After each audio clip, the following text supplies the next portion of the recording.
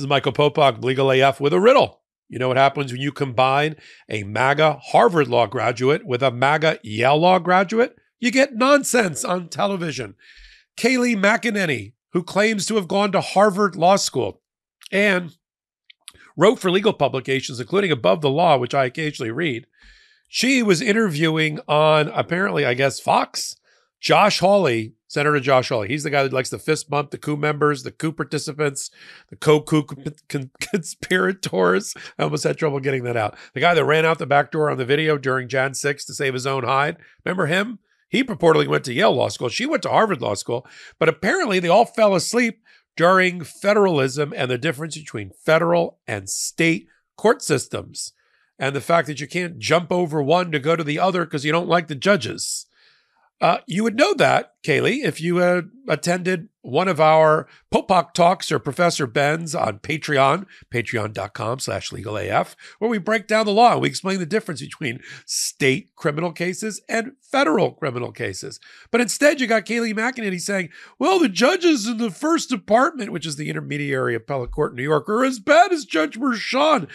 Mr. Hawley, Mr. Yale Law, can we take this to federal court? What am I talking about? Here's a clip. I think there should be an acquittal, and it's actually my prediction it'll be a hung jury because we are in Manhattan.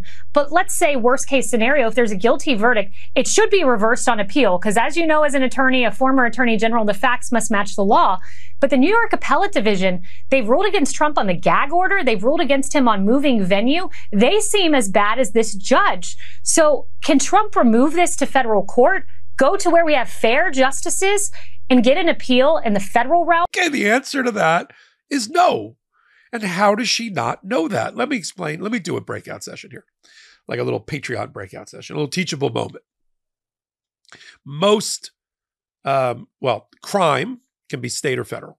It can either arise under the federal code, crimes that are put on the books by Congress, or it can be state law crimes that are put on the books by the state legislators and the houses of those particular states. You have state crimes, you have federal crimes. Both can be felonies or misdemeanors, it doesn't matter, but some are federal crime. If there's no federal crime on the books, then that's it. There's no common law, federal common law that we rely on, except in very rare circumstances about regulatory agencies. So in order for there to be a crime that's federal and recognized in federal court and prosecuted by federal prosecutors like the Department of Justice, Maine Justice, and the various U.S. attorneys' offices around the country, right, those prosecutors, then it has to be a federal crime. And normally federal crime trumps state crime. So if a person commits a federal crime and a state crime, federal crime usually goes first, prosecuted by the lead prosecutor who's coming out of the U.S. attorney's office. If they're an assistant, they're not the actual U.S. attorney for that district. They're the assistant U.S. attorney. Sometimes we call them the USAs or AUSAs, or they're coming out of Washington. We call that Maine Justice. Those are the prosecutors. The crimes are on the books put on there by Congress. And that's it. And if it's a hybrid, state and federal, for instance, if you kill a police officer, it's not just a state crime of homicide. It's also a federal crime. Racially motivated crime becomes a federal crime. It might have state law crimes as well. Here, I'll give a recent example. David DePape, who attacked Paul Pelosi, Nancy Pelosi's husband. He was convicted of 2 federal crimes, one for attempted kidnapping of a federal officer, Nancy Pelosi, and secondly, for injuring a violent attack on a family member of a federal officer. That's the second count. And he got 30 years collectively for those 2 things. But he's not done. He's got a trial or a guilty verdict coming up in the next couple of months in California, in San Francisco, by the state prosecutors there. Usually we call them the state attorney of some sort, or the county attorney. It depends on how that state's organized. He's going to see a separate set of cases. So many things that we talk about on Legal AF, there's a federal component, a federal criminal trial and plea bargaining or otherwise, and state. Same thing happens in the Black Lives Matter movement. Same thing in George Floyd. Those bad cops convicted federally, pled guilty to state. There we go. Kayleigh McEnany doesn't know what the hell she's talking about. She's a McEnany. I think I'm gonna phrase it that way. If it's a state prosecution, which it is of Donald Trump, garden variety state prosecution, business record fraud, which is a misdemeanor coupled with in furtherance of a second crime, could be election interference, could be some sort of a tax fraud, doesn't really matter. That ratchets it up to a felony, E-class felony in New York, prosecuted by state prosecutors, in this case, the Manhattan District Attorney's Office. Some states, it's a state attorney.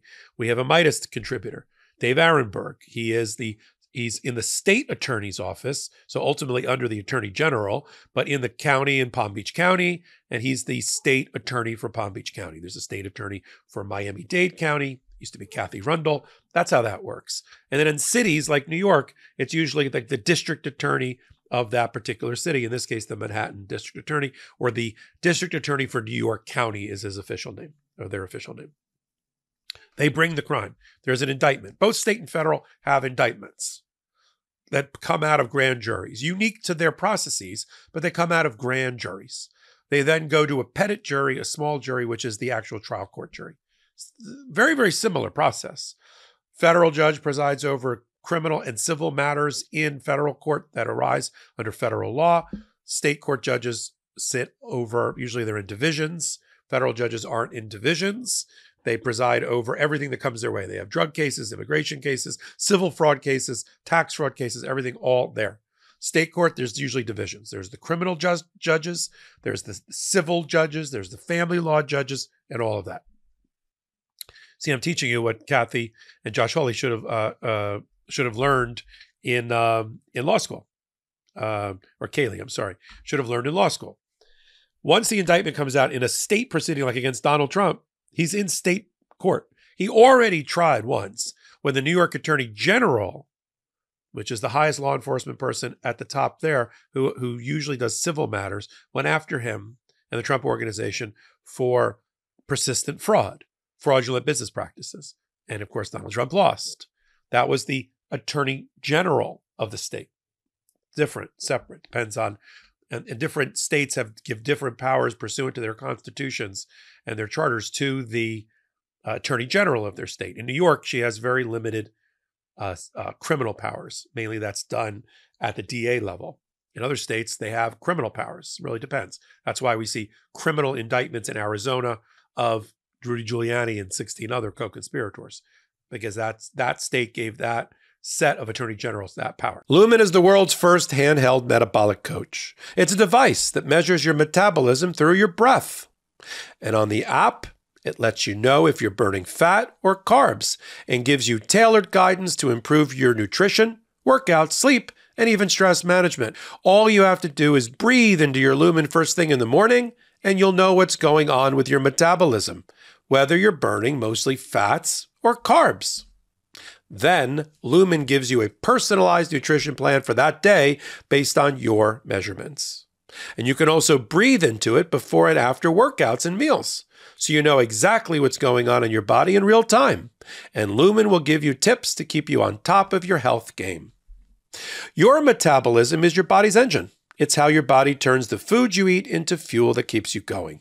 Because your metabolism is at the center of everything your body does, optimal metabolic health translates to a bunch of benefits, including easier weight management, improved energy levels, better fitness results, better sleep, etc. Lumen gives you recommendations to improve your metabolic health. It can also track your cycle and, for women, the onset of menopause, and adjust your recommendations to keep your metabolism healthy through hormonal shifts, so you can keep up your energy and stave off cravings. The key to metabolic health is something called metabolic flexibility, and that's where Lumen really shines. It refers to your body's ability to efficiently switch between using different fuel sources like carbs and fats.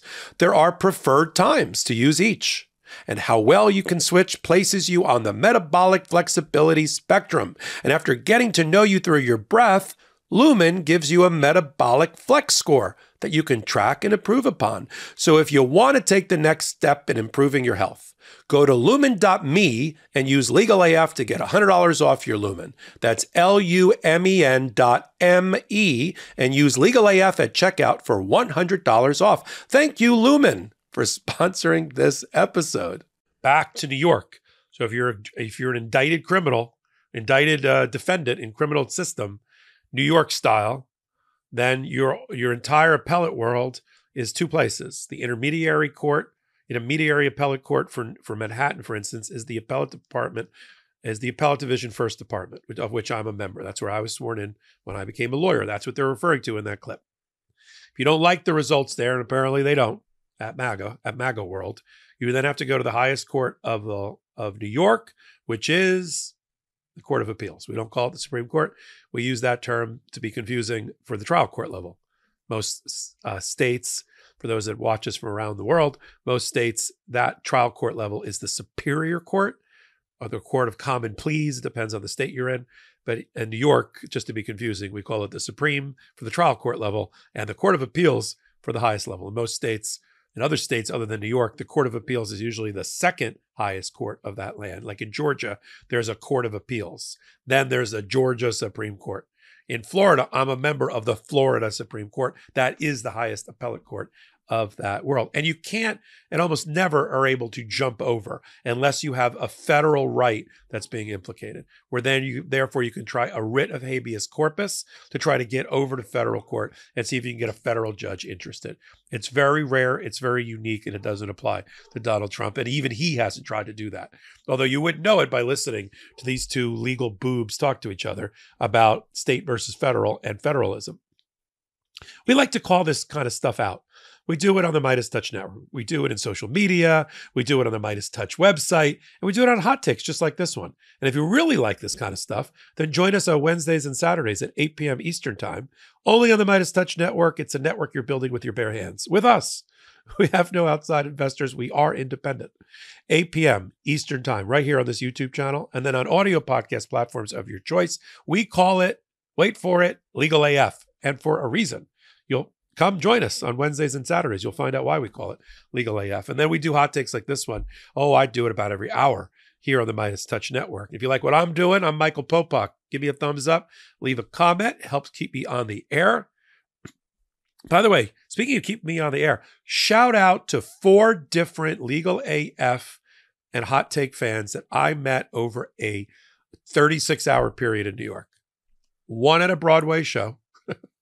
One in a parking garage, one in a hotel lobby, and one in a supermarket across 2 states. It was heartwarming. It was rewarding. And I appreciate each and every one of you, and even those that I'm not able to meet in person. So until my next hot take, until my next Legal AF, until the next time you see me in your neighborhood, you come up and say hello to me, and vice versa. I'm Michael Popok.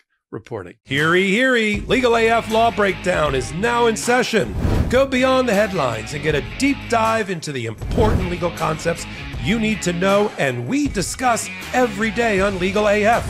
Exclusive content you won't find anywhere else, all for the price of a couple of cups of coffee. Join us at patreon.com/legalaf. That's patreon.com/legalaf.